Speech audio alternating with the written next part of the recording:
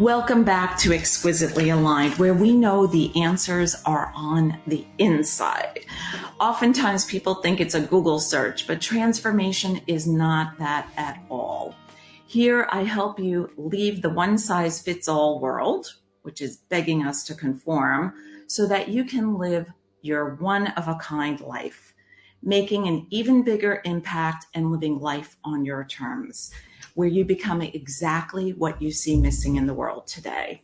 And my guest has done exactly that. Today, I'm excited to bring to you Dr. Sue Nielsen. She is a board-certified family physician with over 20 years of clinical experience. Born and raised in Minnesota, which is a little too cold for me, Sue. She worked in a small community near the Twin Cities. She left full-time practice at age 45 to pursue a spiritual path and recover from years of workaholic behaviors. Again, that one-size-fits-all life, right? Yep. She is a strict vegetarian, animal lover, and environmentalist. She is currently semi-retired, which we all hope to be, right? Taking time to teach yoga and meditation and treating patients with similar addictions. Her hobbies include travel, photography, scuba diving, golf, birding, and animal advocacy. She is living in Florida with her beloved dog, Javier, and her partner boyfriend. Welcome, Sue. It's so lovely to have you join me today. Thank you for having me. You are quite welcome. I know we're going to have a fun time conversing on so many levels. I taught yoga for nearly 2 decades and absolutely still have a huge passion for it and use the mindset practice along with poses and breath work. All of it, I should say, all 8 limbs of yoga with my one-on-one clients. It's something that definitely has changed my life. So let's start there with a little bit of yoga. How does it help you? For me, I'm going to use the word balance, stay grounded, your life. Oh, yoga is a necessity, I believe, for me now. I started yoga probably about 8 years now, and it immediately improved my physical well-being. I saw that immediately within just a few weeks, within 6 months, much better. It helped me so much then mentally too. I felt so good after yoga class. And I'm like, there's something here that it looks deceptively easy, but it's not an easy thing to do yoga.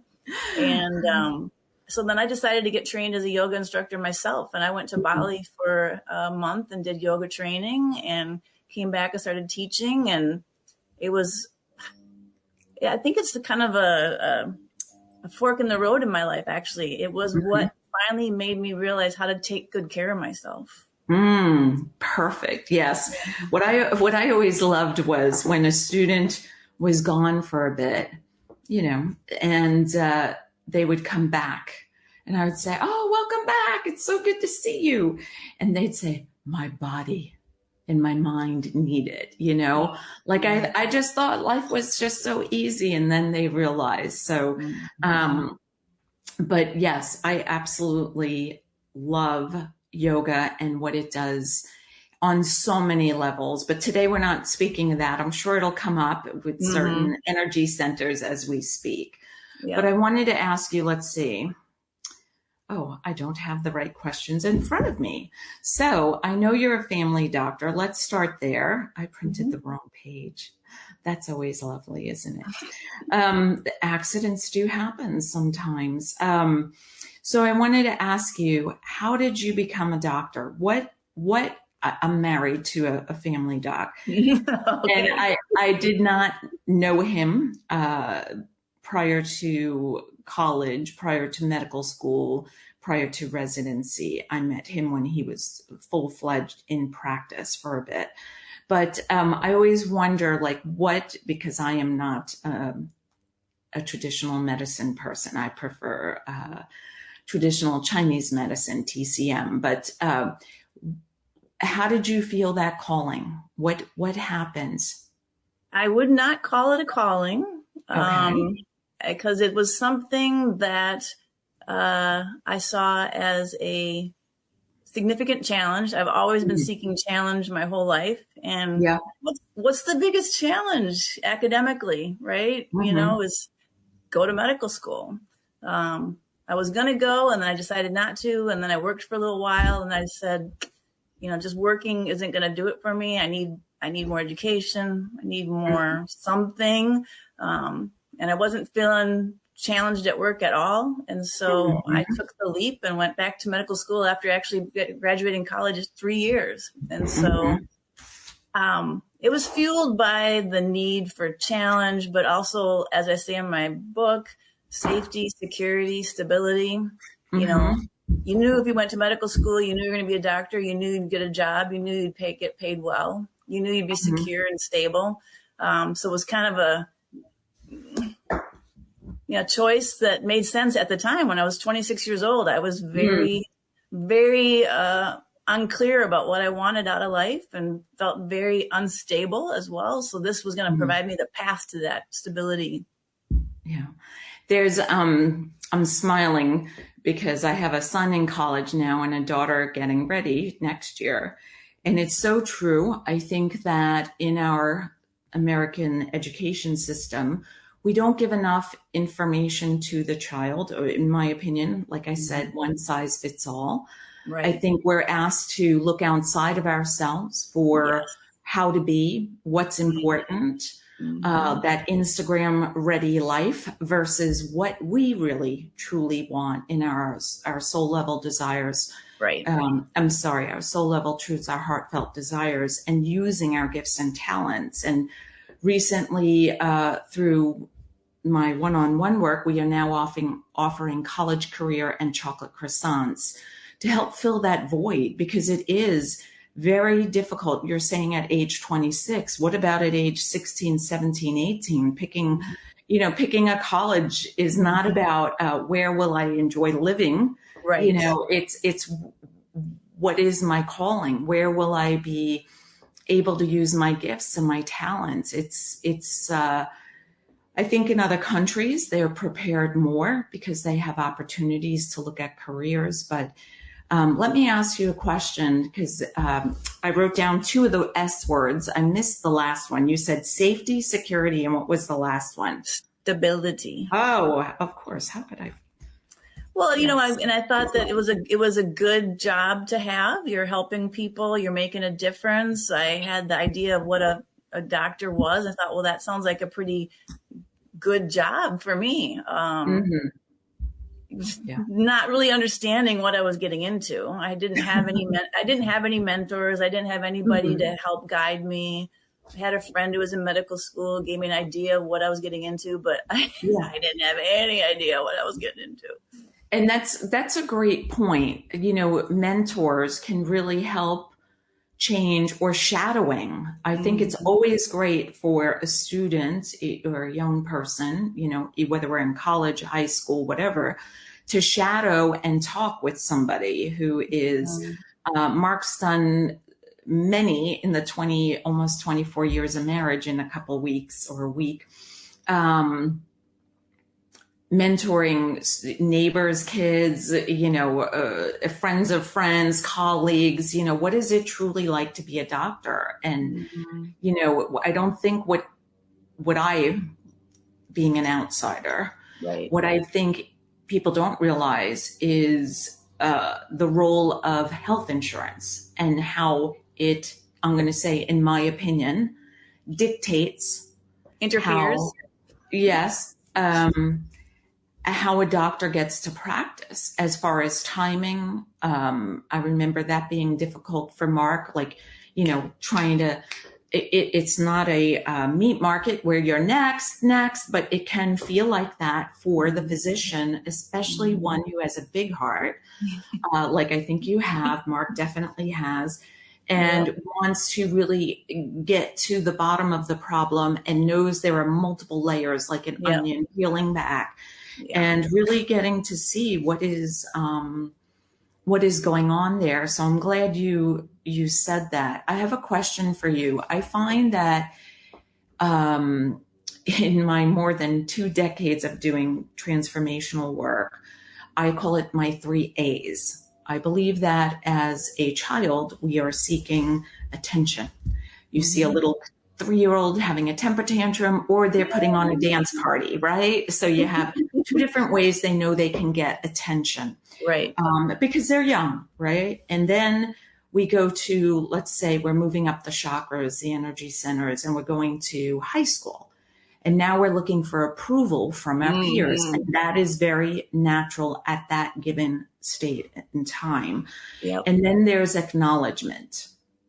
And I believe that when we go to college or get degrees, initials behind our names, MD, Dr. Sue Nielsen, ESQ, whatever those are, ERYT for me, right?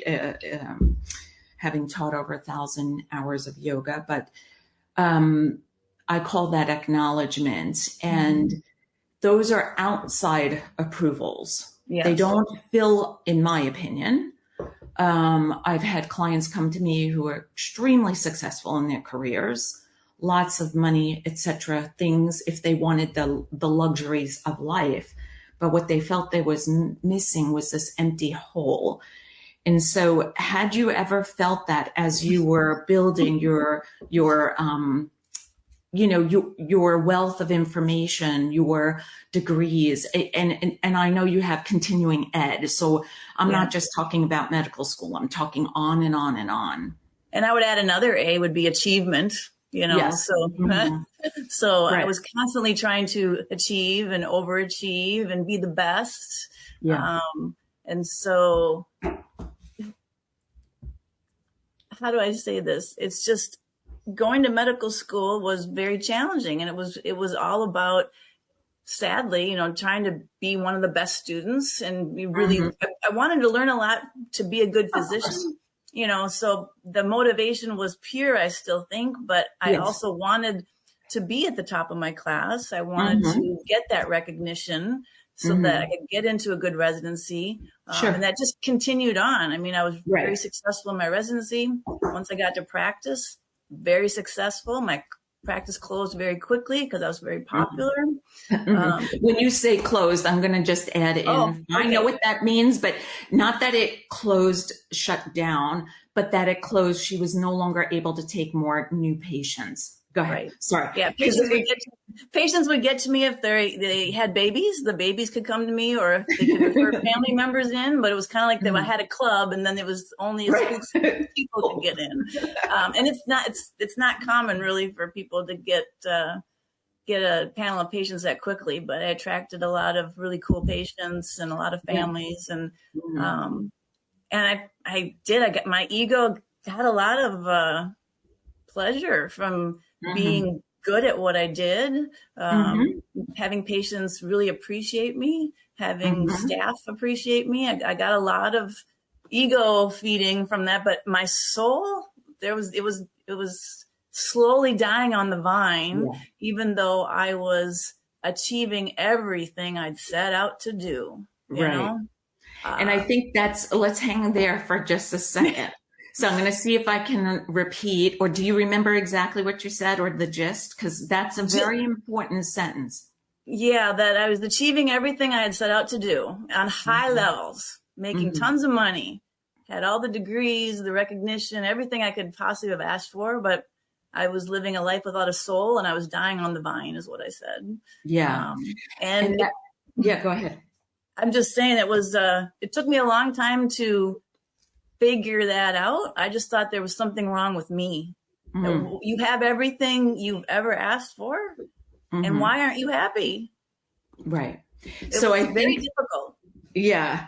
So that goes back to the one size fits all life, right? We're told that having money should make you happy. Or we're taught, let's say, that people don't, it's like these undertones of, and for me, money is energy, and it provides me with freedoms to make choices. It means that yesterday when my husband, after months of me telling him, your legs are 2 different sizes, I'm concerned, he finally said, I'm in a ton of pain. And I said, I believe you have another DVT. And he does. you know. Oh, But no. anyway, I don't have an MD behind my name and I don't get to bill him a copay. So, this is what we do. But it means I have the freedom that we have decent health insurance that he Right. can choose where he goes. And that's Right. important because he's There's a double something to be organ. said for that. Yeah. Yeah, he's a double organ transplantee. It also means that I have the freedom to buy grass-fed meats and Mm. organic vegetables, things like that. And so sometimes where people think oh, she loves money or he loves money or money is everything, money is the root of all evil. Like we have all these things, but really money is just an energy. It's an exchange. Instead of bartering, where I come clean your kitchen table and then you give me a couple of eggs and I go home and fry my egg. You know what I mean? We now have money in the way, but I And think for me, that, I yeah, would like to say just one thing about money. For me, yes, I had always wanted to travel. yes, And so for me, being a physician started being all about making enough money to travel a right. lot. And I Mm-hmm. did. For 10 years, I traveled a lot. And Yes, that was also fuel for my soul and for my awakening and my enlightenment, just to be able to travel. And so, it served a purpose. And yes. so there's something to be said for having the money to travel and open up your eyes to what else is out there. Because I don't think if I would have traveled, I would have Mm, really made much change in the way I was living my life. exactly. I did an entire podcast by myself teaching it was a two-part.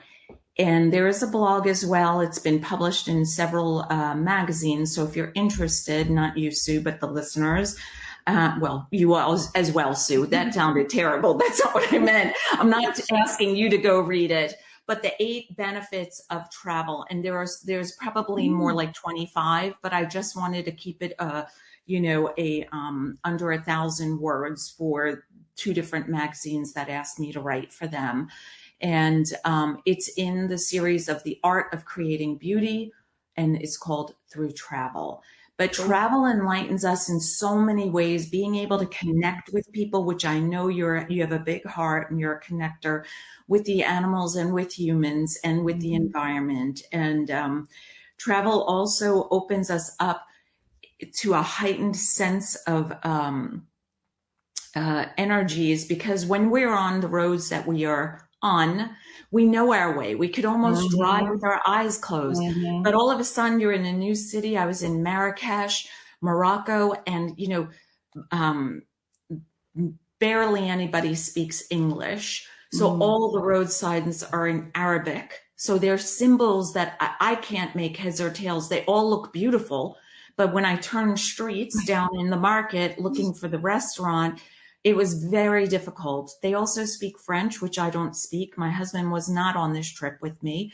He can speak bits and pieces of French. So, I was certainly on heightened alert of where am I, noticing every nook and cranny Mhm. of, okay, that newsstand, the owner is wearing a red hat. This newsstand, the guy is not wearing a hat, and just moving down the road like, okay, when I come back, I hope those employees are still the same people and they haven't taken on or off their hat. But, Oh, yeah. it's a great way of stretching yourself and understanding what's important in other places, because Mhm. it's not about, especially we've done medical mission work on the border of Haiti. You see what's really important. And the word I'm going to use is another thing that we are offering now is significance after success. And it has a fun name, significance. The next S is to be determined still Mhm. for the press, and sangria. But I think a lot of people are getting to the point where they're feeling that calling for more. So tell us how did you transition from medical school to like where you are now? I know I had a question here. It says, um, when were you first exposed to opioids? Because I know a little more about you Mhm. than they, but, and what happened after that. And I'm going to say I've had my own experience after my hip replacement. I had opioids day of surgery, post-op day 1, 2, and 3. Okay. So first day was half day and then 3 full days. And I wasn't taking the dosage they asked me to take. I was taking a little less because I'm not into medicine. And I had withdrawal symptoms for 7 days straight. And my husband, the family doctor, was concerned. Mm-hmm. And my kids were concerned. And I was over the moon concerned because I didn't look right. I had racing thoughts in the mind. And well, you probably know this stuff, but as somebody who's not medically trained, I had one pupil dilated, the other one not. I had crazy memories from like all different parts of my life that didn't go together. I couldn't form my words. I had trouble speaking. People had to finish my sentences. To speak was very, very, very slow if I could find the word. And I really thought, oh my God, this is the end of my life, but can you tell us, how were you exposed to them? Well, you should count your blessings that you had that reaction, because someone like you is never going to have an opioid problem. Unfortunately. Oh, wow. Okay. Unfortunately, there's a subset of humans, including myself, that my first exposure to opioids was euphoric, amazing, wonderful. Mm-hmm. I had gotten hurt actually I was doing surgery. I was during medical school. I was assisting in surgery. It was during medical school. I was assisting in surgery and having to hold the retractors back for the surgeon for hours. The next morning, my back was in such severe spasm that I was crying and screaming, just turning over in bed. So then I went to my the medical school's clinic or whatever and complaining about my back spasm. I'm a 26-year-old medical student. I've never had opioids before. But for some reason, that physician prescribed me Percocet and Valium and sent me home. Wow. Yes. So I did what that doctor told me to do. And boy, did it feel great. So what is great? Because it was not great. I was extremely exhausted while on, and then you're lucky. Your brain chemistry is different. Yeah. My brain said, "Oh, is this what normal people feel like? This is wonderful. I'm not in pain. I got a lot of energy. I feel better." You had energy. I had energy. I felt like a better version of myself. Wow. And this is what a lot of people with opioid problems, when they get exposed to opioids, this is their brain chemistry going, wow, it's a dopamine hit. It's a serotonin hit. Okay. It was pleasurable. I was relaxed. Yeah. I was more sociable. I was a better version of myself. Wow. And so I took it for, maybe on and off for a week or two. And then after that, it was, I don't know, it changed something in my brain. From that point on, I sought it out. Not consistently at all. It was, a little bit here, a little bit there, maybe once a month. I'd have a prescription for Vicodin that would last maybe a whole year initially. Okay. And I would just take it I had chronic back pain at the time. And so it got really bad. I would take that. I found lots of excuses to take the opioids because it made life better. I kept telling myself it's improving the pain. I'm at the time I'm saying I'm not getting euphoric. This is what I'm telling myself. I'm just getting out of pain. So could you go to work the day you took it? Could you drive a car? Well, that very first time I did go to work on opioids, I quickly learned that was not a smart thing to do. Okay. Because I just want, So then from that point on, I never took it while working. Okay. But it was as if, how people have a drink after work? Yeah. I have an opioid maybe after work once in a while. Okay. or on vacation, if my back hurt and I couldn't golf, I would take an Yeah. opioid, so it Hmm. served many purposes. It suppressed my appetite. Wow. It did a lot of really sadly wonderful things for 20, 15 years. I never really used it enough to Hmm. think I had a problem until Okay. it became a problem about, Well, and yeah, so what, I don't mean to be laughing with you, but I mean, um, so during the time there where you didn't feel it was a problem, did anyone in your, let's say, inner circle, as like people who are close to you, it could be family, it could be, best friends, colleagues that you really confide in? No. Okay. no, because I didn't tell anybody. Okay. I had one physician friend of mine who would give me just enough to treat my back pain, Yeah. just enough, but not too much that I could take it every day, or that I could get Hmm. where he thought I could get dependent on it. And Okay. so my husband at the time didn't even really know. He knew I had a Wow. prescription, but he had no idea how much I was taking it. I didn't tell anybody. Yeah. It was a very deep seated secret for a very Okay. long time. And so then when you were making me laugh saying, until it became a problem. So what did that look like? Or I always feel like when we look back, everything is 2020, right? Right. We're Yep. dating a guy, someone says, "Oh, he's not the greatest." And you're like, "He is." And then you break up, you're like, "Oh yeah, he wasn't the greatest. I see it now." Yeah. Or a job, let's say, Yep. right? You're in the job, you're like, "It's not that bad." We tell ourselves these half truths and then we get out of it and we're like, wow, I can breathe again. I feel like I'm free. I can move. I can, Yeah. now I know what it's like to be in a good position. But like, what did that look and feel like? Was there something that triggered it? Or looking back, do you see, or can you see a Yeah. turn? Yeah. I mean, I think it was when I talk about in my book that I remember vividly coming Yeah. home from work one day Mm. in a lot of pain, neck pain, because I'm always like this at work, just Yes. typing away and all stressed. So I'd come home with neck pain and headaches almost every day.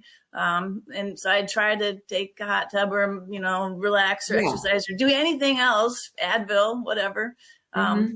but I remember distinctly coming home one day from work and going straight to the medicine cabinet and grabbing my Vicodin. And I looked at my pill bottle and said, "Sue, this is addict behavior. You're just looking for Mm. relief in a pill bottle." Yeah. And I said, screw it. I'm going to take it. And so, and that kind of like released the floodgates to take it whenever I wanted. And so Wow. it became Instead more and of, more frequent. yeah. Yeah. Okay. And then, like, how did that play out with working? Like, I Well, I can't still even never took it at fathom. work. I still never took it at work. I would only Okay. take it nights, weekends, holidays, whatever. But and Okay. it wasn't every day. Okay. But I'd say for the last, it was enough though that it wasn't really going into withdrawal, or physical dependence. It was a psychological dependence first, Okay. because it provided with so many benefits in my mind. And Yeah. I and even looking back now, I don't even think I could have made it through that decade or so without it. Mm. It's kind of interesting because it's not something I'm proud of, but now I look back and go, it served a purpose, and Yeah. helped me get through a very difficult part of my life. Um, Hmm. but then it turned into, once I quit working full time, then that Hmm. opened up the gates to, well, now I can take it every day because Oh, okay. I'm not seeing patients anymore. Okay. And that's when it really went down into the abysses. And then I Yeah. started taking it every day, and just because, again, I've got pain. Yeah. And then slowly realizing that this is not going to go the way I want it to go, and having to take then measures to get out of that situation. Yeah. And what was the turning point for that? I always wonder, we see people, whether it be drugs or alcohol or food or just an unhealthy, let's say, Yep. lifestyle, could be a relationship, be abusive, whatever. And being on the outside, it's like you want something for somebody. You know that their weight gain is putting them at risk, let's say. And, Yes. but I know, and I've always taught that, the teacher appears when the student is ready. We may want it more for them than they want for Mhm. themselves. I mean, it Yep. happens still in my business today. Yep. And, what was that defining moment for you? Did it come I from don't think there within or? I don't think there was a defining moment. Okay. It was an evolution, and we go back Okay. to that. What we first started talking about was yoga. Right. I started. I mean, I wanted to be off of it. I didn't know how to get off of it. Mm-hmm. But getting into yoga started getting me to start looking at myself. I had already gotten into some Buddhism, Mm-hmm. teachings and trying to figure out how this was working because Yes. I struggled with depressive symptoms and suicidal ideation and Mm. lots of negativity and self-sabotage and self-reproach. Mm-hmm. And so learning through Buddhism and through yoga how to quiet the mind and still the mind and working through the trauma in the body. I Yeah. think that was the catalyst. I don't think it Mm, was good. necessarily the reason why I got off Mm-hmm. the opioids, but it was a Mm-hmm. catalyst because I realized, well, if you're going to get your mind and body healthy, you're going to have to get off the drugs. Yeah. Yeah. Yeah. And I was on something called Subutex. For the listeners who don't know, if you're on Vicodin or Percocet or whatever, it's a very much an up and down every day, and it's very Mm. uncomfortable. But there is a treatment called Suboxone, Subutex, which is a partial opioid that helps put you in a very consistent, and you will not, Mm. it's still an opioid, but you're not going through the ups and downs. So you become stable. And so I Okay. got on that stable dose of opioids, and that kind of helped clear the mind up a little bit. Not so much craving withdrawal. It was just kind of normal. So I was able to make better decisions on that. Yeah. Yeah. And that is, I just want to make sure because that's a medicine I've heard of but never knew enough of. That was prescribed to help you come off. That Mm-hmm. is one of the Yep. wean. Okay, that's Yep. awesome. Yep. Yeah. Yeah, because just even the 7 days of me having withdrawals gave me a good appreciation It's a of what terrible it drug. right, what it's like for family members to watch because they Mm-hmm. were concerned, Right. and what it was like for me to like I couldn't sleep. I didn't sleep for those days. I mean, I had little bits because there was just such a, I would call it electricity in the mind, something I'd Yeah. never ever had before.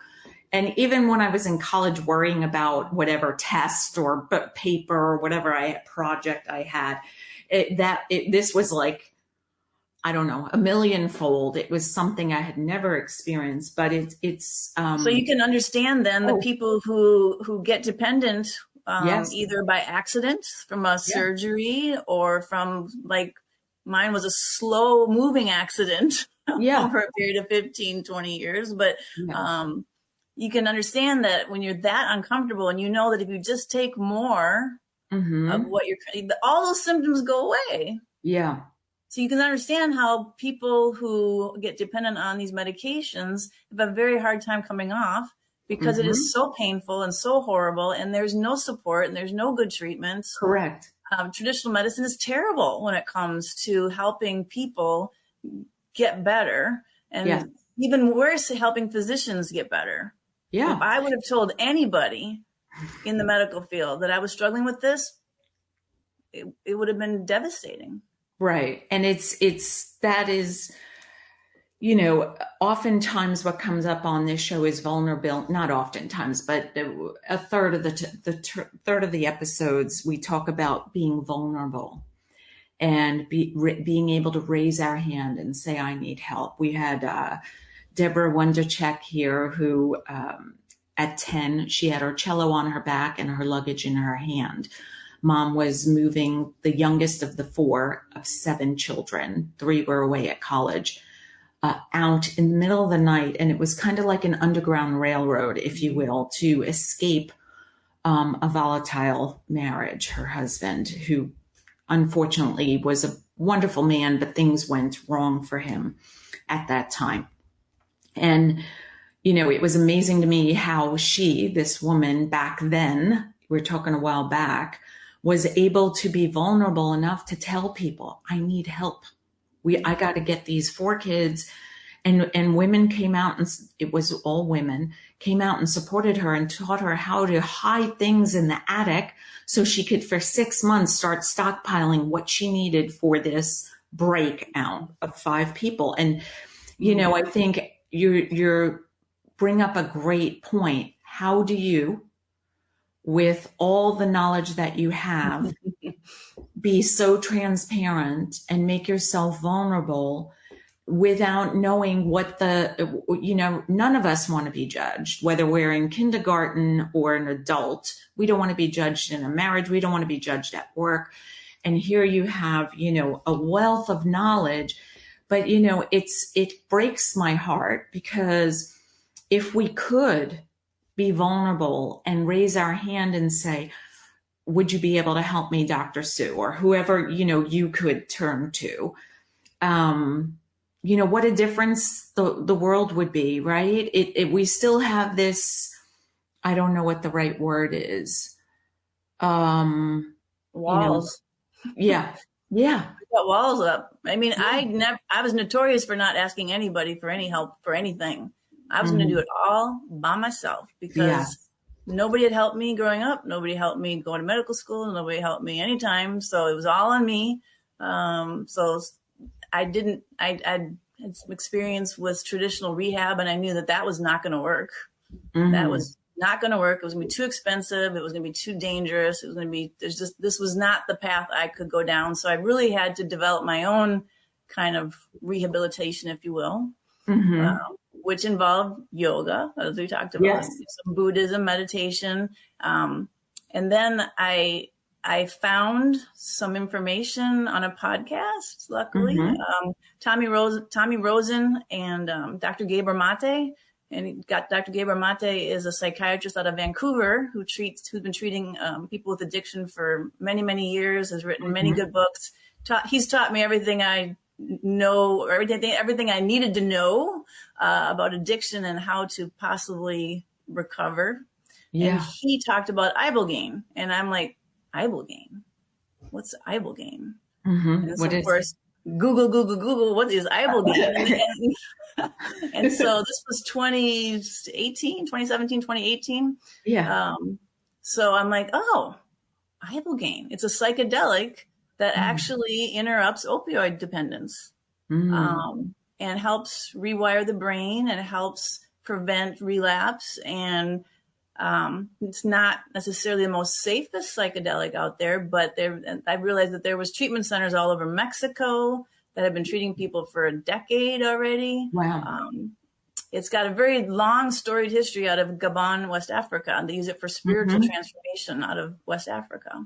Mm-hmm. So I just did my research. I found myself an ibogaine clinic. I did what I needed to do to go take ibogaine. And so I went to Mexico in 2018, 20, I'm trying to figure out what it was now. Yeah. It was after COVID, it blurs. It's a little blurry now. Yeah. 2019. It was before the pandemic. Luckily, thank God I went before the pandemic. Yes. 2019, I went and did ibogaine in Mexico. Mm-hmm. And although my story is kind of horrific, if you read my book, you'll see why. It was not fun. They didn't do it correctly. There's a whole story around that, but it still worked. It still worked. It got me off the opioids.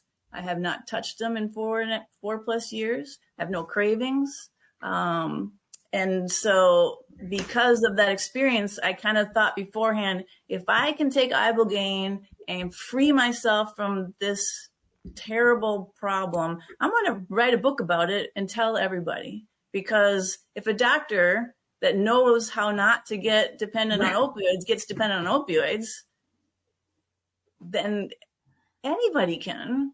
Yeah. And if I know that traditional rehab isn't going to help most of these people, and there Right. is another way out, I'm going to let Hmm. people know about it. And so that was kind of the reason why I wrote the book. Was it's kind of part memoir, part very much criticism of the healthcare system. Yeah. It's not healthcare, it's sick care, right? Um, Right. and then just some guidance to provide a light for people who have similar problems with depression, anxiety, drug dependence, how you could possibly get out of it yourself without Hmm. using traditional rehab. I And love then the book led to me now helping patients in this capacity.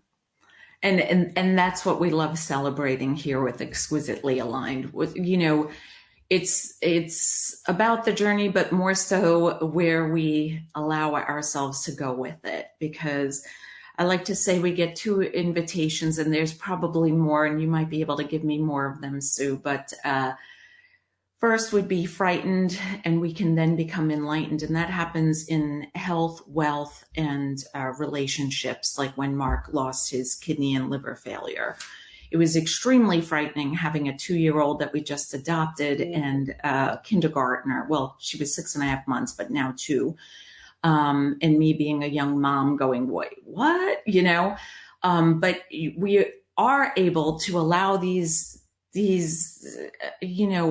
traumatic, I'm going to use the word traumatic. I hope not to offend you with that, but No? these traumatic events, and allow them to bring us to enlightenment. Like you said, Buddhism, yoga, all the different spiritual things that you have picked up and embraced in a new way, shape, and form of living with significance. And the other invitation, I believe, is when we feel intimidated and intrigued in the same breath by something, and that could be like sitting to write a book, share your journey, whatever that might be.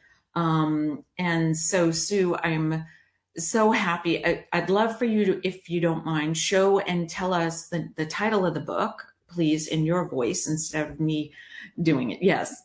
Opioids and ibogaine, a doctor's trip, because With it definitely more. goes a play on words. Because I had to take a trip to Mexico to get the ibogaine, and then I tripped balls off when I was down there on the ibogaine. And then it's also a trip through life, a journey through life, Yes. to get to from one place to another. I feel it's just part of my journey. I don't think it's Yeah.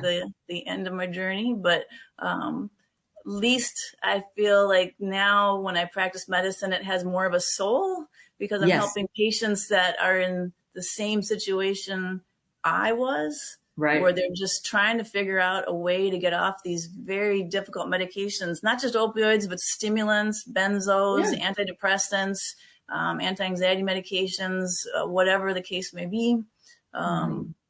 I've been through it, so obviously I get a little credibility to be a doctor that's been through it, and Yeah. so I think, and I get a lot of good motivated patients, and we work together to find a path out. I love it. And all of Sue's information will be in the show notes, how you can connect with her, how you can purchase her book, the title, everything there. And I think that's what life is about us being able to use our talents and gifts in a huge way if we want to step into that. It is not for everyone, but there are quite a few people tossing and turning at, I like to say, in the wee hours of the night. Sometimes we're of an age where our hormones are changing, so we're told by doctors or friends, oh, that's just your hormones. I believe differently. I believe it's when we feel a calling for more, to step out of our comfort zone. And that's this podcast, this television show is me stepping out of my comfort zone because I was intimidated and intrigued by podcasting and television. And now I get to sit across and have conversations that are fulfilling on my soul level, and really sharing things that matter that we don't often talk about as we see a neighbor or even hang out with close friends in our inner circle, talking about being transparent today. It's hard. It's not easy, But Sue, you've done such a beautiful job, and I commend you for that. I'd love to pull a card from the Opening to Possibilities deck, which I know you have. Wink, wink. And I shuffled them once. I always like to shuffle them one more time so that the right card comes out, as I'm sure it will, as we energetically align. So I'm going to thumb through them, and you just tell me when you would like me to stop, okay? Stop. Can you see it? Travel. Oh! That's a little bit, I don't know what the word is. Well, I'll be honest with you, Sue, since you're an energy sensitive human being, as a Reiki level 2, I charge these decks of cards with love and intention that always the right card would come out for whoever it was. And that's amazing. That's amazing. It's been always fun, especially on the show. You know, I use them myself, but it's especially fun being across and being able to pull a card. And travel is definitely, we're just talking about trips, but travel opens you up to possibilities and broadens horizons. There's 3 questions that go with that. You are more than welcome to answer 1, 2, or all 3. You know, I know I'm putting you on the spot, as I have the whole time. Where do you love to travel? What is your fondest memory? What's next on your wish list? Where do I love to travel? Pretty much anywhere. Anywhere that I haven't been. Let's put it that way. I don't tend to go back to the same places anymore. I used to do a lot of scuba diving, so I'd go back to Cozumel a lot to dive because underwater there was a lot to see. I didn't really care so much about seeing Cozumel again, but it was the underwater experience that I wanted to go back and see again and again, because it's different every time you go. So where do I like to travel? Someplace I haven't been. Doesn't really matter too much, just as long as it's different than where I live. What was the second question? My fondest memory? Yeah, fondest memory. Oh, I don't think I can pick one. I mean, every trip is, I mean, if we were talking earlier about how the money provided me the means to travel, the travel in that part of my life is what I look back on as being the most amazing part of my 20s and 30s and early 40s. It was like, oh my God, I got to go to the Galapagos. I got to go to Hawaii, Alaska, all over the Caribbean. I would never have been able to do that had I not been a doctor and been able to make enough money to travel. So I don't have one great place, but every place I go to is just amazing. And my next trip I just booked, actually. I'm going to go to Panama for 2 weeks in February. Yes. Yes. I remember you mentioning that. And Mark and I share your passion for travel. And I'm not gonna negate you, Sue, but I'm gonna share another way of traveling. Yes, I do believe we need money to travel, but sometimes there are exchanges. I was able to teach yoga for several resorts around the world. I usually picked warm ones. So as one teaches yoga, I taught Zumba, I taught bar, paddleboarding. I had a paddleboard and paddleboard yoga business that I was extremely passionate about.